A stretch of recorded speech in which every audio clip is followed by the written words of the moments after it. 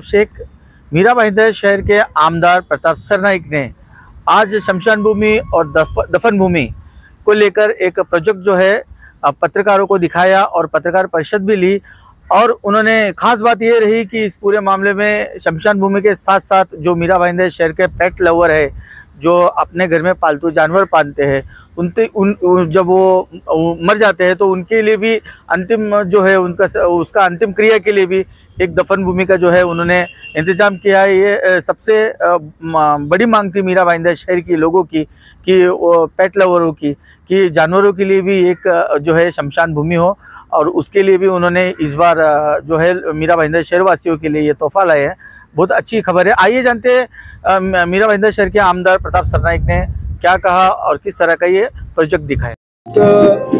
फार महत्वाची आहे, कारण मीरा भाईंदर शहरामध्ये गेल्या अनेक वर्षापासून स्मशानभूमी आणि प्रामुख्याने कब्रस्तान आणि दफनभूमीचा फार मोठ्या प्रमाणात प्रॉब्लेम झाला होता। निवडणुका येतात आणि निवडणुका आल्यानंतर काही राजकीय पक्षाचे नेते मंडळी घोषणा करतात, परंतु निवडणुका संपल्यानंतर मात्र दफनभूमी, कब्रस्तान ह्या ज्या काही काळाच्या गरजा आहेत त्या होत नाही। आतापर्यंतचा हा इतिहास होता।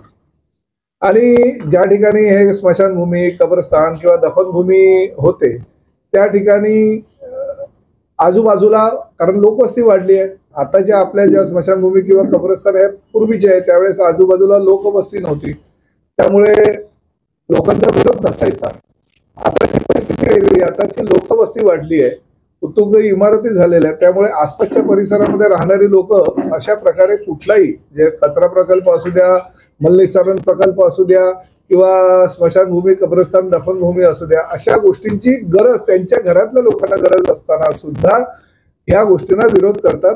अशी परिस्थिती प्रत्येक शहरामध्ये झाली आहे। ती काय मीरा भाईंदरमध्येच होत नाही असं, ठाणे, मुंबई किंवा इतर कुठेही अशा ह्या काळाच्या गरजा असतात, परंतु होत नाही। माझ्याकडे अनेक मुस्लिम समुदायाचे लोक आले, त्यामध्ये शिया समाजाचे आले, सुन्नी समाजाचे आले, बोरी मुसलमान आले, खोजा मुसलमान आले आणि वस्तुस्थिती आणि ख्रिश्चन लोक। वस्तुस्थिती आहे की हिंदू स्मशानभूमीमध्ये प्रेत हे अंत्यविधीमध्ये जाळलं जातं, त्यामुळे त्याचा वापर फक्त तेवढ्यापुरताच केला जातो, परंतु लिंगायत समाज आहे आमच्या हिंदूंमध्ये आणि त्याचबरोबर बाकीचे जे काही मुस्लिम समुदाय आणि ख्रिश्चन समुदाय आहेत त्यांना ही जी अंत्यविधी आहे ती जमिनीमध्ये त्याचा अंत्यसंस्कार केला जातो आणि अंत्यसंस्कार केल्यानंतर किमान 1-1.5 वर्ष तरी त्या ठिकाणी आपण काही करू शकत नाही। आणि काही कम्युनिटी तर आणि ख्रिश्चन जी खबर असते ती खोदतच नाहीत। हा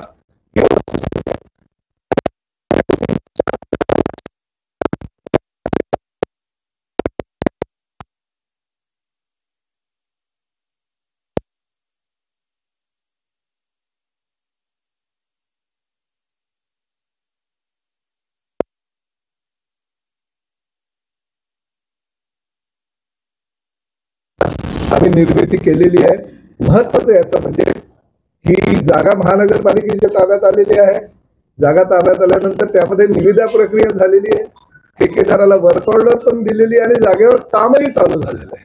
म्हणजे फक्त हवेमध्ये नाही आहे, तर ही वस्तुस्थिती जी आहे ती तुमच्या निदर्शनास आणण्याकरता, आणि ही गोष्ट आधीपासून न सांगण्याचं कारण असं की ह्या गोष्टी होऊ नये मध्ये काही लोक फार आडकाठी करत असतात। त्यात राजकीय पक्षाचे नेते असतात काही नाही, आणि त्या परिसरामध्ये राहणारे काही लोक असतात आणि त्यांच्या माध्यमातून राजकीय पक्षाच्या हाताशी धरून काही ना काही उद्योग करायचा प्रयत्न करतात। त्यामुळे मी आधी जागा ही ताब्यात घेतली, जागा ताब्यात घेतली मध्ये म्हणजे स्मृती उद्यान मी असं म्हणेल, कारण स्मशानभूमी, कब्रस्तान आणि अशा नावं देण्यापेक्षा स्मृती उद्यान हे आम्ही नाव दिलेलं आहे। त्या ठिकाणी पार्किंगची व्यवस्था असेल, त्या ठिकाणी गार्डन असेल, जेणेकरून लोक तिकडे असं समजणार नाही की ही दफनभूमी किंवा कब्रस्तान किंवा स्मशानभूमी। आणि त्याचबरोबर महत्वाची बाब म्हणजे ही पूर्ण पर्यावरण, म्हणजे ह्या ठिकाणी लाकडाचा वापर नाही होणार नाही।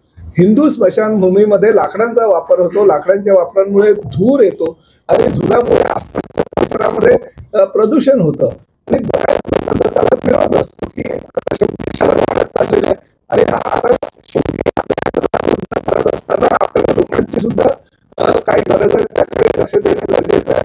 त्यामुळे पूर्ण पर्यावरण पूरक म्हणजे फक्त इलेक्ट्रिक आणि गॅस ह्या दोन स्मशानभूमी असेल. कारण माझ्या मतदारसंघात जर बघायला गेलं गोरदेवला, नवघरला, आमच्या मीरा रोडला स्मशानभूमी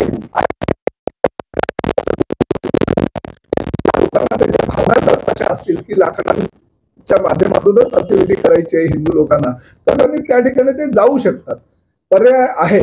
परंतु ह्या ठिकाणी फक्त भविष्याचा विचार करून पर्यावरणपूरक म्हणजे राज्यातली पहिली अशी स्मशानभूमी आणि कब्रस्तान असेल की लाकडाचा बिलकुल त्या ठिकाणी वापर केला जाणार नाही. टोटली मशिनरी त्या ठिकाणी असणार आहे. आणि राज्य शासनानं माननीय मुख्यमंत्री एकनाथ शिंदे साहेबांनी ह्या स्मशानभूमी करता 15 कोटी मंजूर केलेले आहेत. त्याच्या निविदा प्रक्रिया झालेल्या आहेत. ठेकेदारांनी जागेवर काम पण चालू केलेलं आहे. त्यामुळे लवकरात लवकर हे स्मशानभूमी, कब्रस्तान, दफनभूमी हे सर्वसामान्य मीरा भाईंदर शहराच्या जनतेसाठी उपलब्ध होणार आहे.